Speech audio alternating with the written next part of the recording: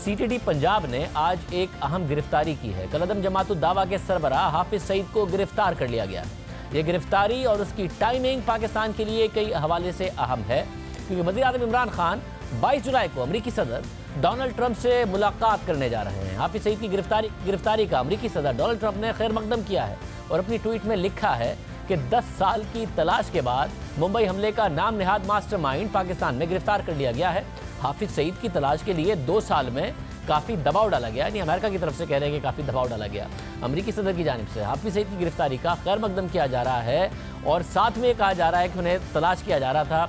हालांकि ना वो रूपोश थे, ना उन्हें तलाश करने की ज़रूरत थी, पाकिस्तान में थे, तकारीर करते थे, मीडिया इंटरव्यूज़ भी देते थे। अमरीकी सदर डोनाल्ड ट्रंप को किसी ने गलत मालूमात दी, ट्विटर पे उन्होंने ये बात कह दी और उसके बाद उन्हें बुरी तरीके से ट्रोल भी किया जा रहा है। ये गिरफ्तारी FATF की जानिब से दी गई डेडलाइन के हवाले से भी अहम है, क्योंकि FATF गुज़िश्ता माही पाकिस्तान के इक़दामात पर अदम इत्मीनान का इजहार कर चुका है। पाकिस्तान को अक्टूबर 2019 तक की मोहलत देते हुए दहशतगर्दों की माली मदद रोकने से मुतालिक मज़ीद सख्त इक़दाम उठाने का मुतालबा किया गया है।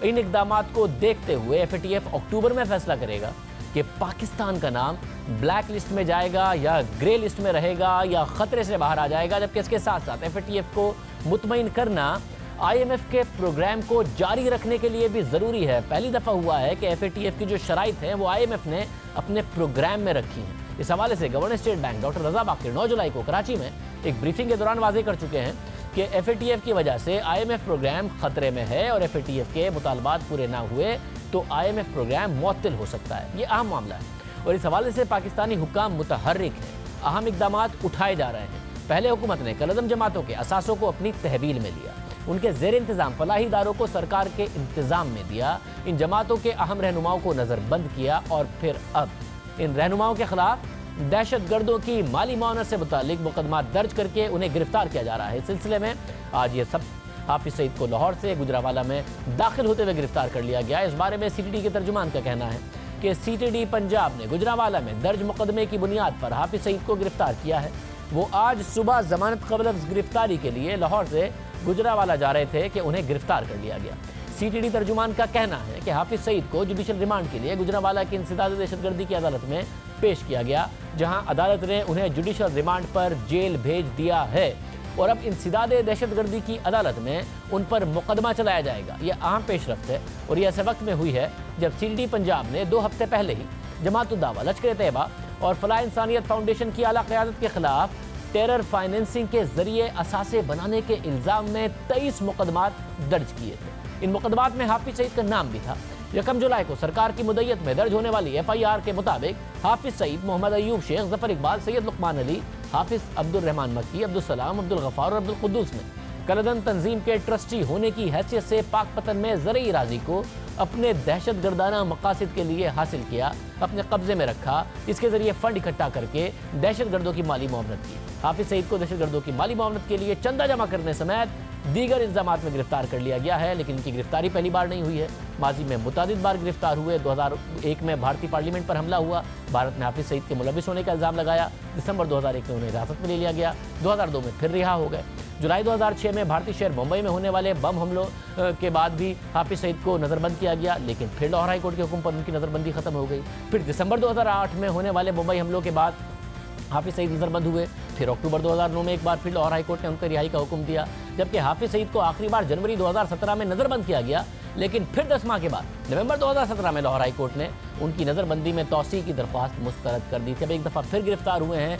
इस हवाले से टाइमिंग बड़ी अहम है। वज़ीर आज़म इमरान खान अमेरिका का दौरा कर रहे हैं। FATF की डेडलाइन मौजूद है। हमारे साथ मौजूद हैं इस वक्त आमिर राना साहब, जो कि Pakistan institute for piece studies के डायरेक्टर हैं। आमिर राना साहब, बहुत शुक्रिया। आमिर साहब, ज़ाहिर पहले भी गिरफ्तार हुए, रिहा होते रहे हैं, मगर इस दफ़ा उनकी तंजीम को भी बाकायदा कलअदम करार दिया गया है। असासे मुंजमद करने की बातें, बैंक अकाउंट्स पर क्रैकडाउन, ये सब हुआ है, उसके बाद ही गिरफ्तार हुए हैं। आपको लगता है इस दफ़ा कुछ अलग है और एक मस्बत बात है? FATF के हवाले से पाकिस्तान पर दबाव, पाकिस्तान के वज़ीर आज़म अमरीका जा रहे हैं, उनसे मुलाकात, तो एक अलग आपको रवैया नज़र आ रहा है रियासत का इस दफ़ा?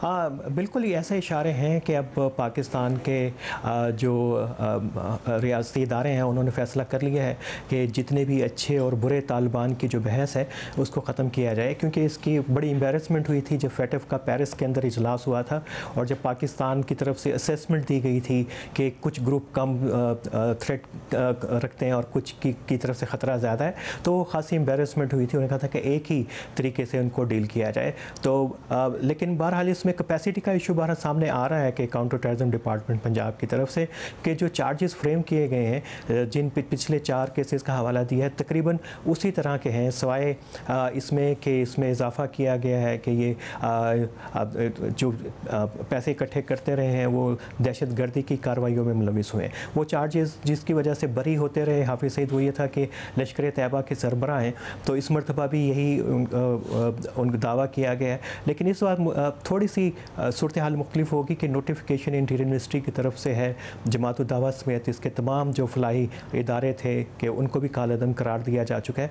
लेकिन उसके बावजूद इसमें बड़ा मसला पेश आएगा CTT को अपना केस इस्टेब्लिश करने के लिए कि जब आप कह रहे हैं कि ये रकम जो है जो इकट्ठी करते रहे हैं ये दहशत गर्दी के लिए इस्तेमाल हुई है, तो वो कहाँ पे इस्तेमाल हुई है? क्या पाकिस्तान में इस्तेमाल हुई है या पाकिस्तान से बाहर इस्तेमाल हुई है? वो किस किस्म के केसेस थे, उनकी नोयत क्या थी? मेरा ख्याल है कि क्रिटिकल है। यही वो शायद एक एरिया हो जो हाफिज़ सईद साहब के जो वकला हैं वो उसको एक्सप्लॉइट करने की। अब इनकी तंजीमों को भी बैन कर दिया गया है, मगर उसके साथ बहुत सारे लोग मुंसलिक हैं। माजी में बार बार ये सवाल उठता था कि उन लोगों का क्या होगा, उनको कैसे मेन स्ट्रीम किया जाएगा, क्या होगा? उसके हवाले से भी आपको कोई होमवर्क नजर आ रहा है? जी बिल्कुल नज़र नहीं आ रहा। जब ये एक्शन स्टार्ट हुआ था साल के शुरू में तो उस वक्त इस किस्म की बहुत सारी इतलात थी मुख्तलिफ सिक्योरिटी इदारों की तरफ से कि शायद इनको पैरामिलिट्री फोर्सेस में डाला जाएगा, डीरेडिकलाइजेशन होगी, रिहेबिलिटेशन सेंटर हो गए।